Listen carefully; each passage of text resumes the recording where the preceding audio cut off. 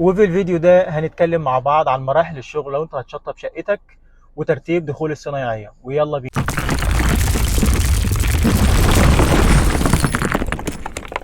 أول حاجة طبعًا بنعملها هي التعديلات المعمارية، سواء أنت شغال بتصميم أو من غير تصميم، بمعنى اللي أنت تكون عارف كل أماكن الفراغات اللي عندك أو تحدد فيها توزيع الفurniture والأجهزة الكهربائية، وتكون عارف تحديد اللي أنت هتفتح غرفة أو هتقفل غرفة أو هتفتح المطبخ.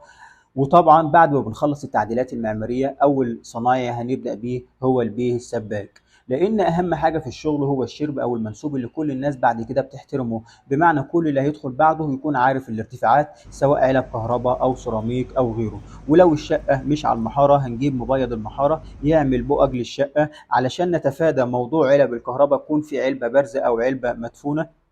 بعد كده بيدخل البيه الكهربائي، طبعا بيثبت كل العلب الماجيك بعد ما بياخد المنسوب بتاعه اللي احنا واخدينه قبل كده ويوزعها في الغرف زي ما اللوح او الرسومات بتقول، ويخلص تأسيس ويخلص كل حاجة. بعد كده هنجيب بتاع التكييفات يوصل مواسير الفريون لو التكييفات مش على مناور او على حوائط خارجية. نرجع تاني نجيب السباك يعمل صرف التكييفات ويكبس الشغل بتاعه ونستلم منه. وطبعا ما تنساش يعزل الحمامات والمطابخ. بعد كده يدخل البيه بتاع المحارة يشتغل، ويا ريت يشتغل على البؤج والأجساد. بمعنى بسيط بعد ما يخلص لو مسكنا المتر في الطول تلاقي اليمين زي الشمال، أو في العرض تلاقي اليمين زي الشمال لو الأوضة عندك مربعة أو مستطيلة، وما يظهرش عيوب في السيراميك سواء شطرات في الارض او اللي احنا بنسميها عين سمكه. نيجي للمرحله اللي بعد كده وهي شغل السقف، سواء هتركب في السقف جبس بلدي او جبسون بورد. لو جبنا بتاع الجبسون بورد طبعا بيثبت الامج والاتياش وتتاكد من المسافات اللي هو واخدها وتتاكد من سمك الامج والكمر اللي هو جايبه.